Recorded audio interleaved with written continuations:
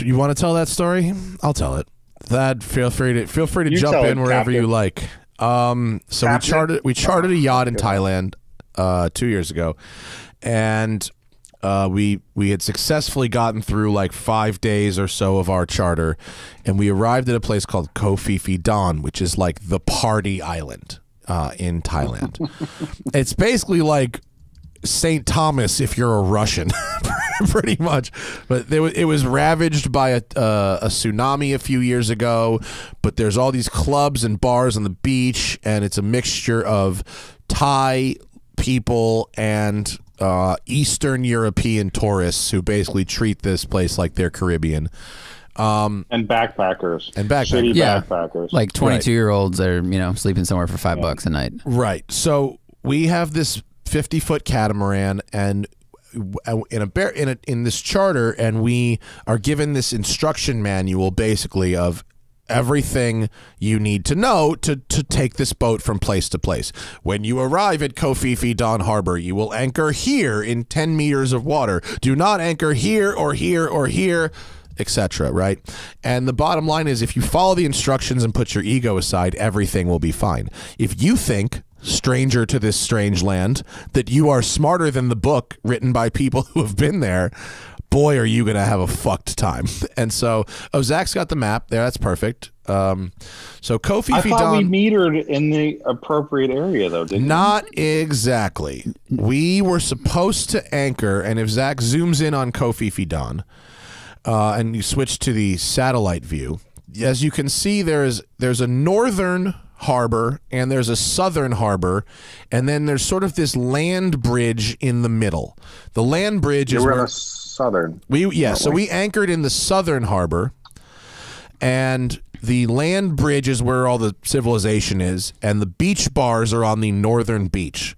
So in order to make our dinghy drive shorter, we got a little closer in than the book told us to, and consequently we had to use a little less anchor chain, a little bit of a shorter chain. We chose to not swing into other boats. Right. Yeah. Right. And so, okay, we go to shore, we start drinking, we start partying, we are continuing to party from 7 p.m. until 2 or 3 a.m. At 2 or 3 a.m. Yeah, Thad? Are you going to talk about the storm in the middle of it? That's what happened at 2 or 3 a.m. At 2 or 3 a.m., Oh, fuck. there is a giant windstorm. Crazy windstorm. It's blowing hard.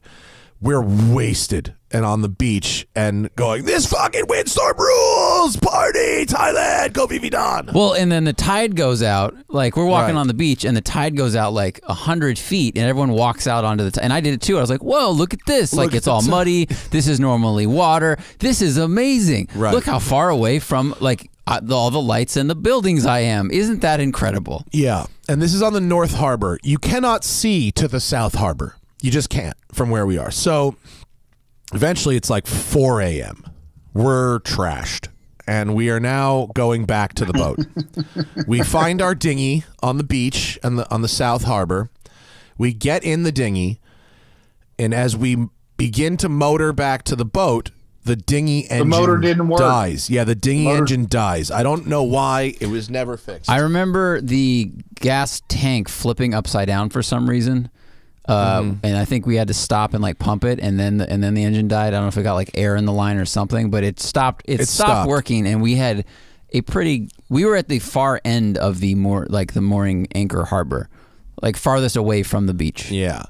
So we had a long paddle. We had these shitty oars, they're really for emergencies, and we had to paddle. So we fucking paddled to where our boat was anchored, and it's gone. It's totally gone. The boat is gone. And we kept going. That's a little further. No. It's just past this boat. It's just past, and then there were no more boats to go past. And it was totally gone. And we were fucked up, but I'm probably the least fucked up and the most worried of everybody. And I decide that our boat that we anchored in the wrong place has been towed by some authority. We paddle the dinghy back to fucking shore. having with our whole boat gone at 4:30 in the morning.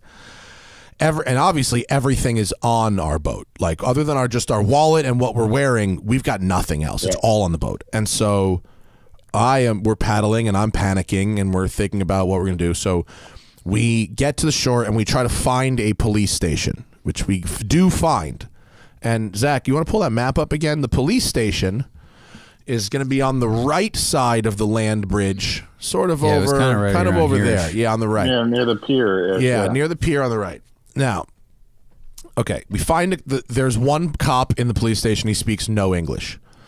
I attempt to describe to him what has happened, and he has fucking no idea what's going on. Well, I started using Google Translate because I was the only one of all of us that had a cell phone that still had a battery, and I think I still had 13%. So it was like, there's never been a time where I should learn to be concise more quickly. It was like, choose your words wisely. My luxury yacht catamaran is gone, seemingly gone missing.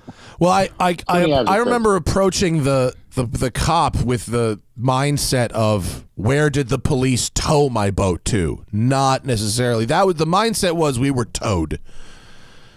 The cop has. Oh yeah, we thought it was taken for a political reason. No. We thought we anchored too close to locals' boats, and so they towed it. That's what we thought. Yeah, we said. Exactly. I asked, exactly. we asked, do you have a Coast Guard that tows boats? And he read it, and he just shook his head. He's like, his eyes were like, I'm the only cop.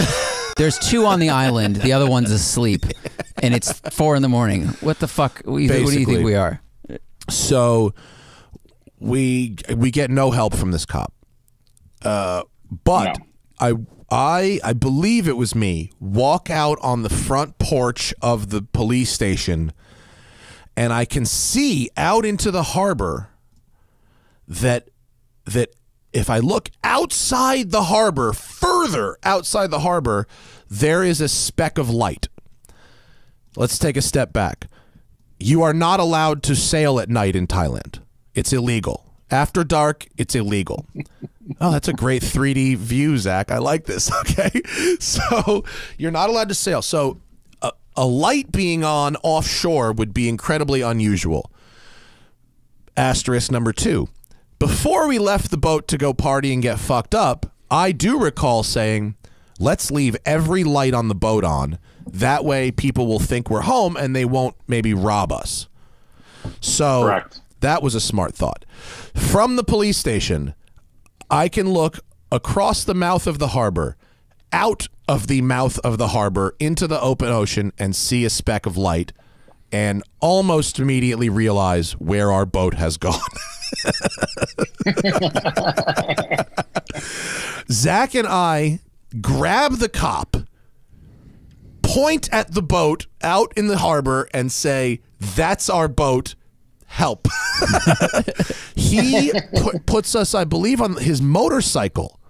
There's a motorcycle with like a sidecar or I think something. He took you and Tom because you guys went and he took me and Tom to then me and Zach paddled out. No, you're jumping ahead. Thad, you and I went back to the dinghy. We were on timeout because I think we were the most fucked up. So it was kind of like, okay, Thad and Zach. We were on timeout. It was like, go guard the dinghy. And so we lay on the dinghy and then got bit by sand fleas. And then you and Tom went to a pier. We found some drunk fishermen who were sitting there just pounding liquor on this pier.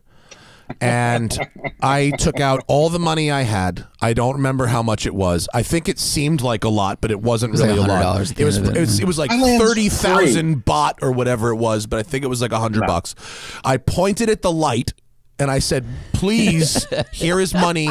Take us there. The guy looked at me like I was such a shithead, but then did it. So, and here's where it gets real crazy. So we get halfway there, roughly about to where our boat should have been and wasn't, and this guy's fucking shit pile boat runs out of gas. Runs out of gas. The boat, we're miles from where the boat is, but we can see it. So random. This is where being nice to somebody helped us. Someone along the way, one of us was nice to another person, and they sent a message back. Thank you for being nice. another dinghy came by. It's fucking 4:30 in the morning. We are floating in a black harbor. Black. Another dinghy comes by. And they speak English. Perfect. Oh my God, please help us. Our boat is out there. We're fucking retarded. All this is going on. Can we please have some gas? They've got a red Solo cup. They pour gas from their can into the red Solo cup, which these fucking Thai fishermen then pour into the top of their outboard. And it's just enough gas for us to get this shit pile to the boat, which is our boat.